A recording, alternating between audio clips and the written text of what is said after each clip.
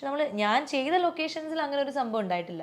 പിന്നെ സിനിമയിൽ നിന്ന് വരുന്ന ആൾക്കാർക്ക് സീരിയലിൽ വെൽക്കമിംഗ് എന്ന് പറഞ്ഞാൽ അത് ചിലപ്പോൾ സീനിയർ ആർട്ടിസ്റ്റുകളായിരിക്കും. അതുകൊണ്ട് ഡെഫിനറ്റ്ലി സീനിയേഴ്സ് ആയിട്ടുള്ളവർ, എക്സ്പീരിയൻസ്ഡ് ആയിട്ടുള്ളവർ എവിടെ ചെന്നാലും അവർക്ക് അതൊരു വാല്യൂ കൊടുക്കണം. കാരണം അവർ അത് ചെയ്ത കാര്യമാണ്, അവർ പ്രൂവ് ചെയ്ത ആൾക്കാരാണ്. അപ്പൊ അത് ആ വില കൊടുക്കുന്നതായിരിക്കും. കാരണം ഇപ്പം ഇടയിൽ നമ്മൾ പണ്ട് സിദ്ദിഖിക്കൊക്കെ സീരിയൽ ചെയ്തിട്ടുണ്ടായിരുന്നു. പിന്നെ ഇപ്പം പഴയ നമ്മുടെ ഗീത മാം, അംബിക മാം, അവരൊക്കെ ഇപ്പം സീരിയലൊക്കെ വന്ന് ചെയ്യുമ്പോൾ അത് ഡെഫിനറ്റ്ലി അവർക്ക് കൊടുക്കണം. കാരണം അവർ അത്രയും സ്റ്റാറായിട്ട് നിന്ന ആൾക്കാരാണ്, തെന്നിന്ത്യൻ നായികമാരെന്ന് പറഞ്ഞ് നിന്ന ആൾക്കാരാണ്. അങ്ങനെ കൊടുക്കുന്നതായിരിക്കും. പക്ഷെ ചില ആളുകൾക്ക് മോശമായിട്ടുള്ള അനുഭവം ഉണ്ടായിട്ടുണ്ടെന്ന് അവർ പറയുന്നു. ലൈക്ക് ഇങ്ങനെ എന്താ പറയുക, സീരിയലാണെന്ന് പറഞ്ഞിട്ട് പ്രോപ്പറായിട്ട് റൂം കൊടുക്കാതിരിക്കുക, അല്ലെങ്കിൽ അവരോട് പ്രോപ്പറായിട്ട് കമ്മ്യൂണിക്കേറ്റ് ചെയ്യാതിരിക്കുക, ടൈമിങ്ങും ഡേറ്റ്സ് ഒക്കെ അങ്ങനെ പറഞ്ഞു കേട്ടിട്ടുണ്ട്. ഓക്കെ, ഞാനും അത് കേട്ടിട്ടുണ്ട്, അതാ ഞാൻ ചോദിച്ചത്. അതെ, പക്ഷെ എനിക്ക് ഫോണിലൂടെ അങ്ങനെ അനുഭവം ഉണ്ടായിട്ടുണ്ടെങ്കിൽ നേരിട്ട് അങ്ങനെ ഒരു അനുഭവം ഉണ്ടായിട്ടില്ല. ഓക്കെ, ഇനി എന്താ സ്വാസിക അഭിനയിച്ച ഏറ്റവും കൂടുതൽ പോപ്പുലർ ആയിട്ടുള്ള ഒരു സീരിയൽ എന്ന് പറയുന്നത് സീതയാണ്. അത് ഭയങ്കര ഹിറ്റ് ആയിരുന്നു. അതിനകത്ത് എന്താ കല്യാണം ലൈവായിട്ടൊക്കെ കാണിക്കും, അങ്ങനെയൊക്കെ ഭയങ്കര ഇതായിരുന്നു. പക്ഷെ ആ സീരിയലിന്റെ തന്നെ സെക്കൻഡ് വേർഷൻ സീത 2 വന്നു കഴിഞ്ഞപ്പോൾ ഈ സീതയുടെ ഫസ്റ്റ് വേർഷന്റെ പോലെ അത്ര അതങ്ങ് സെറ്റ് ആയി വന്നില്ല, അത്ര ഹിറ്റ് ആയില്ല. അതെന്താണെന്ന് തോന്നുന്നത്? ഓൾറെഡി ആ സീരിയൽ ഒരു 6 വർഷം പോയ ഒരു സീരിയലാണ്. അപ്പോൾ നമ്മളൊരു സീരിയലിൽ, ഒരു മെഗാ സീരിയലിൽ കാണിക്കാൻ പറ്റുന്ന എല്ലാം കാണിച്ചു, ഇനി ഒന്നും കാണിക്കാനില്ല. പിന്നെ സെക്കൻഡ് പാർട്ട് ചാനലിന്റെ, പിന്നെ നമ്മളെല്ലാവരും വിചാരിച്ച് അങ്ങനെ ഡിസിഷൻ എടുത്തപ്പോൾ ചിലപ്പോൾ ചെയ്ത് നോക്കാം, എങ്ങാനും ഹിറ്റ് ആയാലോ എന്ന് വിചാരിച്ച് ചെയ്തതാണ്. അപ്പം ഒന്നും ചെയ്യാനില്ല. മറ്റേന്ന് പറഞ്ഞാൽ നമുക്കൊരു ഇതുണ്ടായിരുന്നു. ആദ്യം ഇഷ്ടം, ഒരാൾ കൂടെ നടക്കുന്നു, അപ്പോൾ അയാൾക്ക് ഇഷ്ടമല്ല എന്ന് പറയണു, പിന്നെ അത് ഇഷ്ടമാണെന്ന് പറയണു, പിന്നെ കല്യാണം നടക്കുന്നു, കല്യാണം നടക്കാതിരിക്കുന്നു, മരിക്കുന്നു, മറിച്ച് ജീവിച്ചു വരുന്നു, അങ്ങനെ പല പല കാര്യങ്ങളുണ്ടായിരുന്നു. ആ സീരിയൽ തീരുമ്പോൾ ഞങ്ങൾ ഹാപ്പി എൻഡിങ് ആയിട്ടാണ് തീർന്നത്. ഭാര്യ, ഭർത്താവ്, കൊച്ച് ഒക്കെ ആയിട്ട് സുഖമായിട്ട് ലല്ലെല്ലാം പാടി തീർത്തതാണ്. പിന്നെ അവിടുന്ന് തുടങ്ങുമ്പോൾ പിന്നെ നമ്മൾ ചില സിനിമകളെയൊക്കെ പോലെ സെക്കൻഡ് പാർട്ട് സീരിയലിന് അത്രയും കൊണ്ടുവരാൻ പറ്റില്ലല്ലോ. എത്രയൊക്കെയാണെങ്കിലും അതിനൊരു പിഴിയാനുള്ളൊരു സാധനം കഴിഞ്ഞു.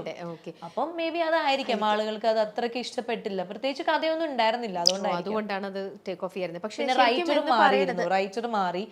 അപ്പൊ ആദ്യത്തെ സീത എഴുതിയ റൈറ്റർ അല്ലാത്തത് കൊണ്ടും ആവാം. കാരണം അന്ന് എഴുതിയ ആൾക്ക് ആ ഒരു എസൻസ് അല്ലെങ്കിൽ ആ ഒരു സംഭവങ്ങൾ കിടക്കുന്നുണ്ടാവും. അപ്പൊ പുതിയൊരാൾ വരുമ്പോൾ അയാളുടെ ശൈലി പുതിയതായിരിക്കും. അപ്പൊ ഓഡിയൻസിന് മറ്റേ ശൈലി ഓൾറെഡി മനസ്സിൽ കിടക്കുമായിരിക്കും. അങ്ങനെയും വരാം. അല്ല, വേറൊന്നും ഞാൻ കേട്ടതെന്ന് വെച്ചാൽ ഏഷ്യാനെറ്റില് ചിന്താവിഷ്ടയായ സീത എന്ന് പറഞ്ഞൊരു സീരിയല്, അതിന്റെ തന്നെയാണ് ആക്ച്വലി സീത എന്ന് പറയണതെന്ന്. അതങ്ങനെ തന്നെയാണ്. ഏഷ്യാനെറ്റ് ചിന്താവിഷ്ടയായ സീതയാണ് ചെയ്തത്. പക്ഷെ അതെന്തോ ഒരു എഗ്രിമെന്റ് എന്തോ ഉണ്ടായിരുന്നു, 150 എപ്പിസോഡ് എന്തോ ഉള്ളൂ, അങ്ങനെ എന്തോ ഉണ്ടായിരുന്നു. പക്ഷെ 150 എപ്പിസോഡ് കഴിഞ്ഞപ്പോ നമ്മുടെ ഈ സീരിയൽ കുറച്ചുകൂടി മുന്നോട്ട് കൊണ്ടുപോകണമെന്ന് ഡയറക്ടർക്ക് ഒരു ആഗ്രഹം വന്നു. പക്ഷെ അപ്പം വേറൊരു ചാനലിനെ അപ്രോച്ച് ചെയ്തു. അപ്പൊ അവര് ചെയ്തപ്പോൾ അവർ ഓക്കെ പറഞ്ഞു. അങ്ങനെ നമ്മൾ എവിടെയാണോ തീർന്നത് അവിടുന്ന് പുതിയതായിട്ട് ഈ ഫ്ലവേഴ്സിൽ കൊണ്ടുവന്ന് ചെയ്തു. അവിടെ ചെന്നപ്പോഴാണ് പിന്നെ ഇത് ഭയങ്കര സക്സസ് ആയത്. ഓക്കെ, അപ്പൊ ഇനിയിപ്പോ വേറൊരു റൈറ്റർ തന്നെ വരികയാണ്, അല്ലെങ്കിൽ ഇതിനെ നമുക്ക് നല്ലൊരു ഇതിനെ ഡെവലപ്പ് ചെയ്യാനായിട്ടുള്ള സാധനം കിട്ടി, നമുക്ക് സീത 3 തുടങ്ങാം എന്നെങ്ങാനും പറഞ്ഞവർ വന്നു കഴിഞ്ഞാൽ സ്വാസിക വില്ലിങ് ആയിരിക്കും? വില്ലിങ് ആണോന്ന് വെച്ചാൽ എനിക്ക് ആ ഫുൾ ടീം ഉണ്ടെങ്കിലേ ഞാൻ അത് ചെയ്യുള്ളൂ. എനിക്ക് ഇന്ദ്രേട്ടൻ വേണം, എൻ്റെ അച്ഛൻ വേണം, അമ്മ വേണം, അനിയത്തി വേണം, എൻ്റെ അനിയൻ വേണം, എന്താ പറയാ, ആ ഫുൾ ടീം, ആ ഡയറക്ടർ വേണം, ആ റൈറ്റർ വേണം, ആ പ്രൊഡ്യൂസർ, അങ്ങനെ ആ ഫുൾ ടീം ഉണ്ടെങ്കിലാണ് ഇനി ആ സീരിയൽ 3rd or 4th ഒക്കെ വന്നാൽ വിജയിക്കുള്ളൂ. പുതിയൊരാള്, പുതിയ ക്യാരക്ടേഴ്സ് ആരെങ്കിലും അതിൽ എൻ്റർ ആയി കഴിഞ്ഞാൽ അത് നിൽക്കില്ല. കാരണം അത്രയും പഴയ സാധനങ്ങളെല്ലാം എടുത്തു, ഇനിയൊന്നും ഞാൻ പറഞ്ഞില്ല, ഇനിയൊന്നും എടുക്കാനില്ല. അപ്പൊ അതേ ആൾക്കാർ വന്നിട്ട് എന്തെങ്കിലും ചെയ്യുവാണെങ്കിൽ ചിലപ്പോ എന്നാലും ചാൻസ് ഇല്ല. ശരിക്കും ഇതിനകത്ത് നായകൻ എന്ന് പറയുന്നത് രാമനായിരുന്നില്ലേ? പിന്നെ അത് എന്തുകൊണ്ട് അത് ഇന്ദ്രനിലേക്ക് നായകൻ എന്നുള്ള ഒരു അല്ല, അങ്ങനെ സ്വിച്ച് ചെയ്തത്? അത് സ്വിച്ച് ചെയ്തെന്ന് വെച്ചാൽ അത് കഥയുടെ ഒരു ഇത് പോക്ക് പോലെ. അത് കുറച്ച് കഴിഞ്ഞപ്പോ ഇങ്ങനെ ഒരു നായകൻ വില്ലൻ വഴക്കായിട്ട് പോയിക്കൊണ്ടിരിക്കുകയായിരുന്നു. അപ്പൊ ആ ഒരു ട്രയാങ്കിൾ ലവ് സ്റ്റോറീനെ വേറൊരു ഭാവം കൊടുക്കാം എന്ന് റൈറ്റർക്ക് തോന്നിയപ്പോ ഈ വില്ലനെ നല്ലവനായിട്ട് തന്നെ ഇരുന്നു.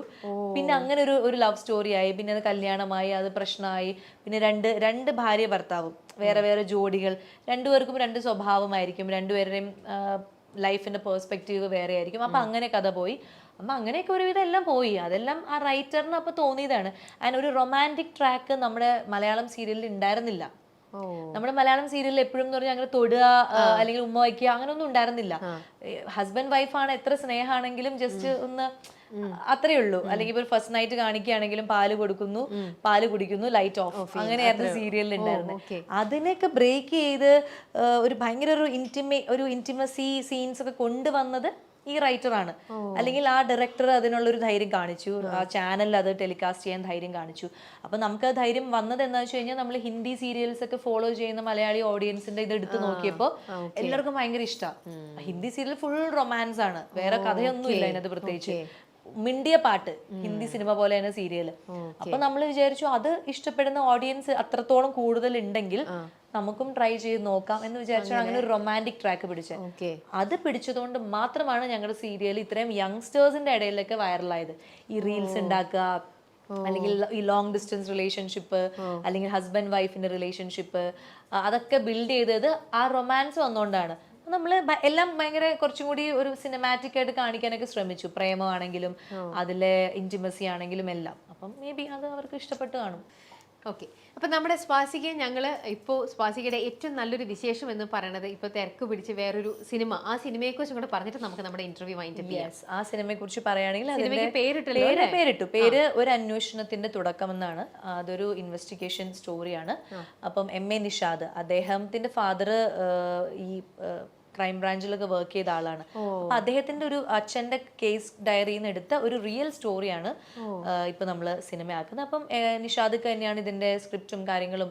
അപ്പം കൂടുതൽ പോലീസ് ഓഫീസേഴ്സുമായിട്ട് ഡിസ്കസ് ചെയ്തിട്ട് സ്ക്രിപ്റ്റും കാര്യങ്ങളൊക്കെ ഡെവലപ്പ് ചെയ്ത് അങ്ങനത്തെ ഒരു കുറ്റാന്വേഷണ അല്ലെങ്കിൽ അങ്ങനെ ഒരു ഇൻവെസ്റ്റിഗേഷൻ സ്റ്റോറിയാണ് ഒരു അന്വേഷണത്തിന് തുടക്കം. അപ്പം ഞാൻ, ഷൈൻ ടോം, ദുർഗ, ശിവദ, പിന്നെ മഞ്ജു പിള്ള, കുറെ പേരുണ്ട്, ബൈജു ചേട്ടൻ, അലക്സാണ്ടർ പ്രശാന്ത്, ഷഹീൻ സിദ്ദിഖ്. അപ്പൊ എന്റെ എന്ന് പറഞ്ഞാൽ ഈ ക്രൈം ബ്രാഞ്ച് ഓഫീസേഴ്സിൽ ഞങ്ങൾ കുറച്ച് പേരുണ്ട്. അപ്പം ഞാനും SP ആണ്. അപ്പം ഈ കേസ് അന്വേഷണത്തിന്റെ ഭാഗമായിട്ടുള്ള ഞങ്ങളുടെ, അതായത് ഇന്നൊരു ഇപ്പം സപ്പോസ് ഇപ്പോൾ കോട്ടയത്തെ ആ ക്രൈം ബ്രാഞ്ചിന്റെ ഡ്യൂട്ടി, അവർക്ക് ഉണ്ടാവുന്ന ഫെയിലിയർ, അതിൽ നിന്നുണ്ടായ സക്സസ്, അവരുടെ ആ കേസ് അന്വേഷിക്കുന്ന രീതി, അതെല്ലാം കാണിക്കുന്ന ഒരു റിയൽ ആയിട്ടുള്ള ഒരു ഇൻവെസ്റ്റിഗേഷൻ സ്റ്റോറിയാണ്. വലിയ താരനിരയുള്ള ഒരു, അല്ലെങ്കിൽ ഒത്തിരി ആർട്ടിസ്റ്റ് ഉള്ള ഒരു സിനിമയാണ്. ഷൂട്ടിങ്ങിന് തുടങ്ങിയിട്ടേ ഉള്ളൂ, ഒരു 10 ദിവസമൊക്കെ ആയിട്ടുള്ളൂ. ഇനിയും ഉണ്ട് കുറേ ദിവസങ്ങൾ. അപ്പൊ നമുക്കിനി വീണ്ടും ഈ സിനിമ എത്രയും പെട്ടെന്ന് ഇതെല്ലാം റെഡിയായി ഇതിന്റെ കാര്യങ്ങളെല്ലാം കഴിഞ്ഞ് റിലീസിനായിട്ട് നിങ്ങൾ പ്രൊമോഷന് വരുമ്പോൾ എല്ലാ ആർട്ടിസ്റ്റുകളുമായിട്ട്, അതെ, എല്ലാ ആർട്ടിസ്റ്റുകളുമായിട്ട് നമുക്ക് അപ്പോൾ ഇനി നമുക്ക് വീണ്ടും കാണാം കേട്ടോ.